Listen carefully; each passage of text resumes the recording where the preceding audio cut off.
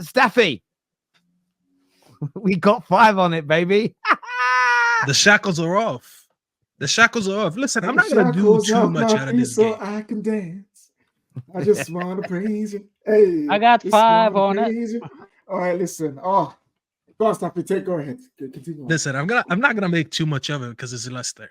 But I will not allow people to tell me also that it's just Leicester, because I've seen my team struggle against Newport County, against Coventry, against people forget we got knocked out in the same exact ground last year to Newcastle's C team, not B team, C team. And we used to put out strong teams as well. So yes, this does mean something. You know why it means something? Because today you can actually look at United, look at Leicester, and be like, yo, this team is clear of the other team. They didn't beat them. They were clear of them. And that's what I needed to see today. Today looked like, honestly, I'm not trying to do too much, but it did look United of old in terms of the high intensity play, the consistent attacking, being resilient.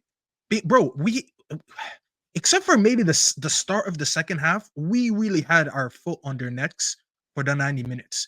And even when we made our subs, the subs were coming on. No one looked deflated. Ahmed looked happy to come on. He wasn't upset they didn't start. He had a smile on his face, ear to ear, that he's coming on for 30 minutes and he could contribute. And we remained, and we put the pressure on him for the whole 90 minutes. That is the United I'm saying I'm back. I'm not saying United are back in terms of, oh my God, yes, we got our United back. We're going to win the league. That's not at all. The attitude was back. And that's what I needed to see. And honestly, I'm not even going to say I predicted that. All of us predicted the minute Ten Hag leaves, you're going to get a bounce back just because the sole fact that you got a different voice in the dressing room, telling them the tactics, telling them what to do, all that stuff. And I said the biggest thing to me from Root today was gonna be the in-game management, and his in-game management was good. All this today made me happy because I wanted to leave today with one thing, not necessarily the tactics. It was the morality. I wanted to see these players excited to play. I wanted to see these players hungry to play. Everyone today looked hungry. The midfield today was the best thing about us. When is the last time we had a midfield that looked amazing? This midfield today, Ugarte, who I don't even rate. I said the worst things. You guys think I don't like Casemiro? Go listen to what I said about Ugarte. Today, this guy was an absolute beast on the pitch.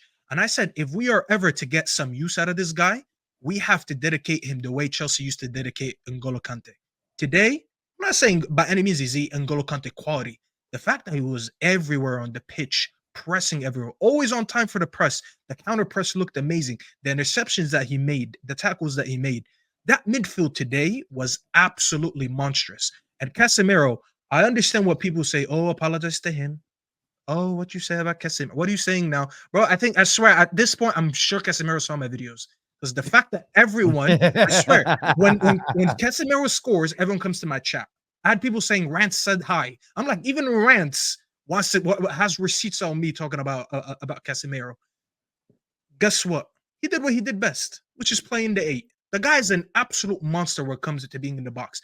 I am convinced that this guy, and listen, Tom, I know you're going to tell me Van Dijk. I get it. But bar maybe Van Dijk. I think this guy, I swear, in aerial duels, he might be the best in the world. The fact that he gets his head on every ball, whether it's in our box or the opposition's box, is absolutely insane. I've never seen anything like this. And he's not even an attacker. So, like, to be a midfielder and always win every header is insane to me. But listen, the whole team looked good. I have some reservations on our box defending because I think, like, the 2 goals that we considered, they were a little bit sloppy. Like, we need to be able to clear the ball a little bit better. Dalot was a little bit unlucky with his. Bayender, he punched it out, but no one cleared it. That's one thing that we need to work on because I think ever since Varane left, our box defending hasn't been that good. So that's one thing we need to work on. Other than that, bro, it's good to see the fans all excited. I've seen people tweet saying it feels like a Champions League night because everyone felt excited. We were always going to feel that way since it's the first game after Ten Hag.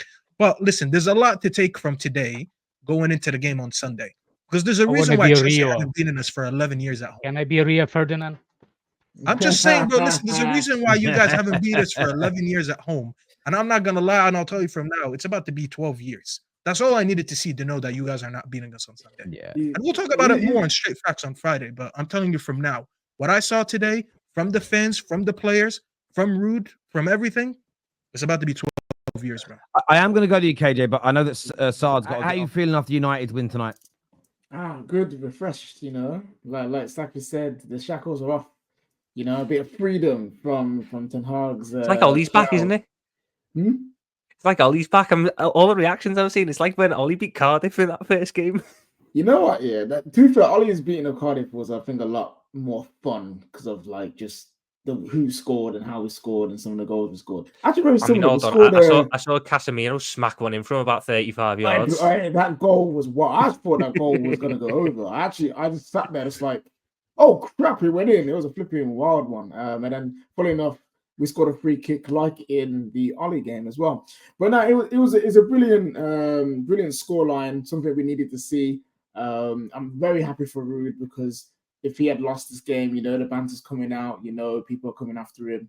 People are saying, oh, you're basically just like Ten Hag, get out of the club as well. But he won the game and he didn't do anything spectacular. He set up the team to make sure that we were compact in the midfield, that we wasn't trying to get run through too much and be deadly on transitions. And after the first goal, we could have even scored 6 goals in the first half. That's how well we was playing. And going into Sunday, we just need to be a bit more defensively compact. I think we will be better on Sunday than we were today, but just for the fact that we won't play I don't think we'll play Lindelof at centre back because we know what Lindelof is. Why? Who are you playing against Sunday? We won't play Bayern there in nets because Bayern there, like, granted he's rusty because he barely plays for us, but yeah, looking a bit sketchy. And I think we should be starting Ahmad. Ahmad came on today and showed again his quality. He set up some good counter attacks. He had a bicycle kick that was so close to going in as well, and he has a little bit of extra quality in the attack that we are missing. Like today, as much as I love him, Rashford just didn't look like he didn't want to be out on the pitch. He was running, he was defending well, but in terms of his overall game, he was like he's playing within himself. And I think he just needs a rest, take him out of the spotlight for a little bit, wait for Amarin to talk to him, and just let Ahmad have his go. And yeah, like it's every day, man. As United fans, we've not had many of these. We've not had many of these. It was one of them games today, wasn't it? Where there are a few things to criticize, but it's been so long since we've scored goals, so long since we've seen certain players play well. I'm not even that worried today. I'm not worried about some of those little panicky things, especially because Ruud isn't going to be our manager moving forward longer term. So it's just some good vibes and some wins. Super chat here from Jerome says, Hamza, I swear I cannot take you seriously. You are the definition of a plastic fan. With all the injuries for City, you'll be crying very soon. Do you know what's interesting, Jerome, when you say that? Him saying that he would turn down Carabao Cups and FA Cups for his players to win Ballon d'Ors. For me, that's an horrendous take. I know logically saying that might mean that you're winning Champions Leagues every year, as maybe, right? And it means you're probably winning your league title. But I wouldn't, if someone said to me now, Terry, you could win a trophy every single year now forever, but it means no one in your club will ever win a Ballon d'Or again. I'm picking the trophies every year, every single time. Like the trophies have got to mean more. The reason Hamza wants that, so we can parade something in front of somebody. You know what I'm saying? That he wants that thing. But we also do this to the Carabao Cup. Samu isn't here, but when Man United won it under Ten Hag, he had a very famous viral rant about the players having their flags around their shoulders. A year later, when his team's winning it, he's got his flag out around his shoulders. It's just embarrassing.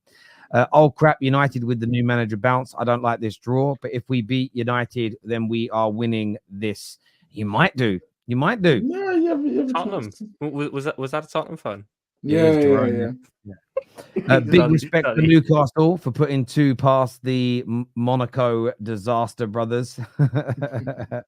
A question for the panel: would Ten Hag be a better manager at Newcastle? Potentially. I don't know. Maybe.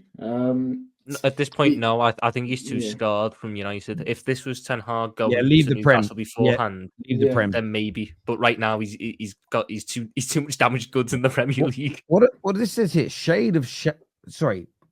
Oh, spade. Spade. He's trying to say call a spade a spade. Enzo, but he's talking about Enzo. I remember when this came I will up, say it was Enzo. Don's defense of him is so funny now, and you can't. Why are we just talking about? That's all Chelsea fans that love him say now. Why are we talking about him?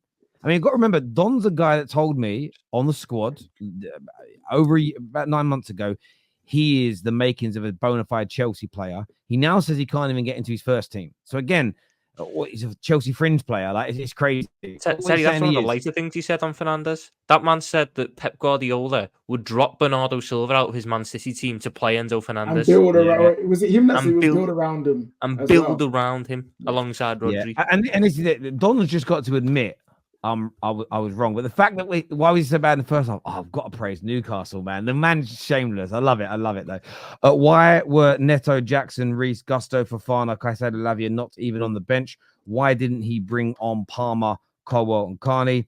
It's on Maresca over confident. No, I don't. Happy with United scoring, but we look shaky at the back at times. We looked really poor from crosses. Need to tighten that up. I agree with that, Patrick.